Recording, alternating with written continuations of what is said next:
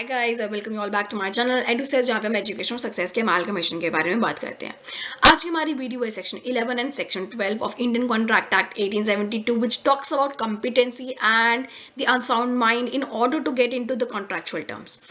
अब competency to contract क्या होता है? सी थिंग ये है कि हमने सेक्शन 10 में कुछ 5 कंडीशंस के बारे में पढ़ा था, जिन कंडीशंस को फुलफिल करने पे हमारा हर एक एग्रीमेंट कॉन्ट्रैक्ट बन जाता है। ठीक है, जिसकी सेकंड कंडीशन थी कि हमारी पार्टीज को कॉम्पिटेंट होना चाहिए कॉन्ट्रैक्चुअल टर्म्स में आने के लिए। तो उसको समझने के लिए सेक्शन 11 को समझना पड़ेगा। तो सेक्शन 11 कहता है कि every person is competent to contract, हर बंदा कॉम्पिटेंट होता है कॉन्ट्रैक्ट के लिए, who is of the age of majority. ठीक है, जो कि मेजोरिटी की एज का हो। अब हम बाय डिफॉल्ट 18 तो समझ लेते हैं और मेजोरिटी की एज 18 होती भी है, मगर हमारा एक उसमें एक्सटेंशन ये है, कहता है इस सेक्शन का कि according to the law to which is subject. ठीक है, उस लॉ के अकॉर्डिंग जो लॉ इधर सब्जेक्टेड है, ठीक है, या उस मेजोरिटी को सब्जेक्ट करता है, उस मेजोरिटी की एज को गाइड करता है या फिर उसके ऊपर स्टैट्यूट्स फॉर्मुलेट करता है, that is Indian Majority Act over here.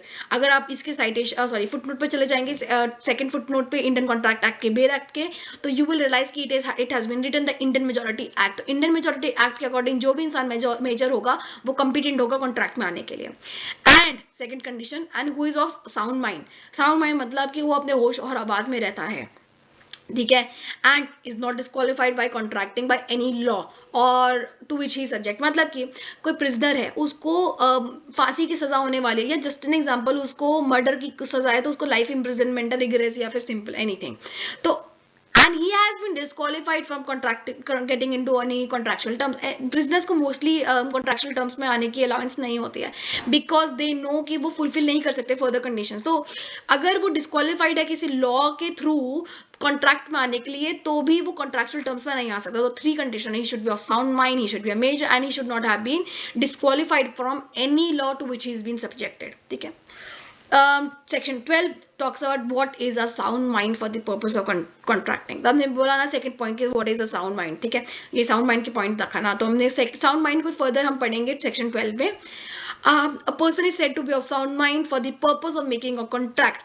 ठीक है, वो इंसान साउंड माइंड कंसीडर किया जाएगा जो कि कॉन्ट्रैक्ट बनाने के पर्पस के लिए, if at the time when he makes it, के मतलब कॉन्ट्रैक्ट बनाने के पर्पस के लिए उस वक्त जिस वक्त वो कॉन्ट्रैक्ट बना रहा है, he is capable to understanding it, वो केपेबल है उसको समझने के, and of forming a rational judgement, और वो केपेबल है, वो मतलब कर सकता है एक रैशनल जजमेंट। मतलब उसको पता है कि क्या सही है क्या गलत है, ये जो चीज़ करूंगा ये सही होगी कि गलत होगा, ये कितने हद तक करूंगा तो सही होगा, कितने हद से पहले करूंगा तो सही होगा, एक रैशनल जजमेंट बना सकता है as to its affect upon his interest. मतलब एक रैशनल जजमेंट बना सकता है किस चीज़ की, उस चीज की जिसका इफेक्ट होगा उसके इंटरेस्ट पे।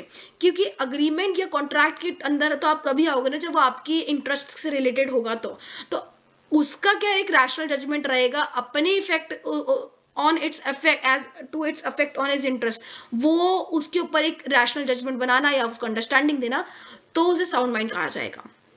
सेकेंड क्लास ये कहता है कि a person who is usually of unsound mind, जो बंदा ज्यादातर अपने होशोबाज में नहीं रहता, मतलब कि he is not capable of forming a rational judgement और he is incapable of understanding the contractual terms. ठीक है, मोस्टली, ठीक है, usually of unsound mind, usually of unsound mind, but occasionally of sound mind, मगर कभी कभार वो होशोबाज में आ जाता है। May make a contract when he is of sound mind, तो वो कॉन्ट्रैक्ट बना सकता है जब वो अपने होशो हवास में होगा तब। ठीक है, तब नहीं जब वो अनसाउंड होगा। मतलब कि अगर कोई इंसान है जो बहुत ड्रंक है, ठीक है, बहुत पीता है, बहुत ड्रंक करता है, ड्रंक रहता है टाइम, बहुत, ठीक है, मेजर टाइम्स, तो वो ही इज मोस्टली और usually of the unsound unsound. तो वो ओकेजनली जब साउंड माइंड में आएगा, मतलब कि जब उसका नशा टूट जाएगा, ठीक है, जब वो साउंड माइंड में होगा तभी वो कॉन्ट्रैक्ट में आ सकता है। ठीक है, दारू पी के नहीं आ सकता है वो। ठीक है, person who is usually of sound mind, और जो बंदा कभी कभी साउंड माइंड का होता है, ठीक है,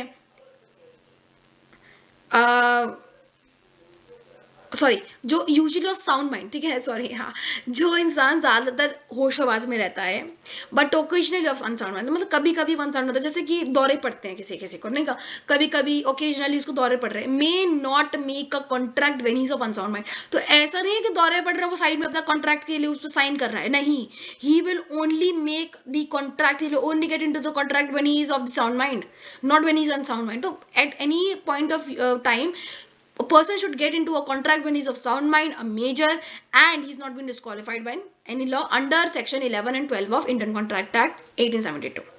I hope you guys liked the video. Bye bye. Best of luck for the exams.